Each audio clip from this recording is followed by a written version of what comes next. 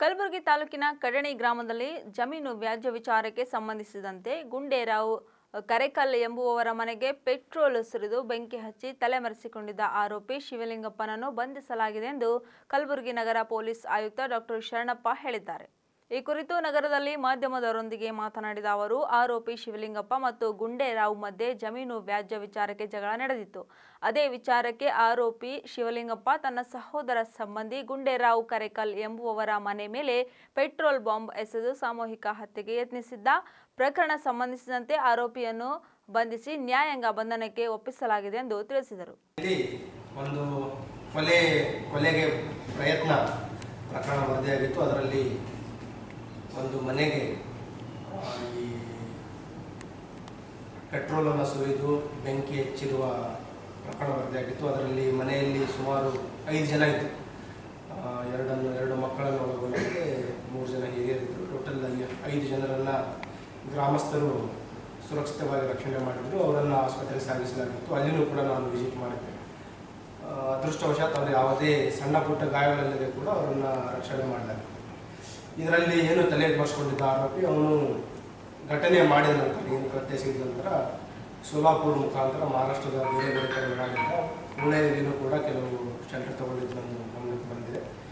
ಅವನನ್ನು ಬಂಧಿಸುವಲ್ಲಿ ನಮ್ಮ ಫರ್ತಾಬಾದ್ ಪೊಲೀಸ್ ಸ್ಟೇಷನ್ ಪೊಲೀಸರು ಯಶಸ್ವಿಯಾಗಿದ್ದಾರೆ. ಈಗಾಗಲೇ ಅವನನ್ನು ಪ್ರಾಥಮಿಕವಾಗಿ ವಿಚಾರಣೆ ಮಾಡಿದ್ರು ಮತ್ತು ನ್ಯಾಯಾಲಯಕ್ಕೆ ಪ್ರೊಡ್ಯೂಸ್ ಮಾಡಿ will take him for police custody.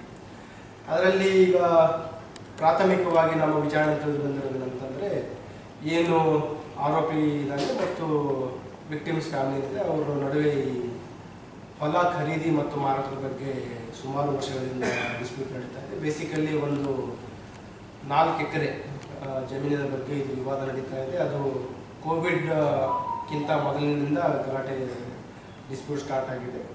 Per acre 6.5 lakh ರೂಪಾಯಿ ಅವರು ಮಾತಾಡ್ಕೊಂಡಿರ್ತಾರೆ ಮತ್ತು ಅಡ್ವಾನ್ಸ್ ಆಗಿ ಒಂದು 50% 13 lakhs ಪೇಮೆಂಟ್ ಆಗಿರುತ್ತೆ. ಇನ್ನೂ 13 lakhs ಪೇಮೆಂಟ್ ಮತ್ತು ಹೊಲ ರಿಜಿಸ್ಟ್ರೇಷನ್ ಬಗ್ಗೆ ವಾಗ್ವಾದ ಆಗಿ ಸಿವಿಲ್ ನ್ಯಾಯಾಲಯದಲ್ಲೂ ಕೂಡ ಅವರು ದಾವೆಯನ್ನು ಹೂಡಿದ್ದಾರೆ. ಅದು ತಾರಕಕ್ಕೇರಿ ಮತ್ತು ಏನು ಘಟನೆ ಆಗಿದೆ ಇದ್ರ ನಡುವೆ ಅವಾಗವಾಗ ಅವರಿಬ್ಬರ ನಡುವೆ ಮನಸ್ತಾಪ ಆಗುವಂಥದ್ದು, ಬಾಯಿ ಜಗಳ ಆಗುವಂಥದ್ದು ಕೂಡ ಆಗಿದೆ. ಮತ್ತು ಗ್ರಾಮಸ್ಥರು ಸುಮಾರು ಸಲ ಅವರಿಗೆ ಸಮಾಧಾನ ಮಾಡಿ ಮತ್ತು ಏನು ಹೊಲದ ವ್ಯಾಪಾರ ಇದೆ ಅದನ್ನು ಕೂಡ ಅದಕ್ಕೆ ಒಂದು ತಾರ್ಕಿಕ ಅಂತ ಹಾಡಲಿಕ್ಕೆ ಅವರು ಕೂಡ ಪ್ರಯತ್ನ ಮಾಡಿದ್ರು. ಅದು ವಿಫಲ ಆಗಿದೆ. ಈ ಏನು ಮನೆ ಬೆಂಕಿ ಹಚ್ಚಲಿಕ್ಕೆ ಅವರು ಮುಂದಾಗ್ತಾರೆ, ಅದರ 2 ದಿನ ಹಿಂದೆನೂ ಕೂಡ ಇವರು ತೋಟದಲ್ಲಿ ಗಲಾಟೆ ಆಗಿದೆ. ಬಾಯಿ ಮಾತಿನ ಜಗಳ ಆಗಿತ್ತು. ಅದು ಅವರು ಯಾವುದೇ ದೂರು ನೀಡಿರಲಿಲ್ಲ.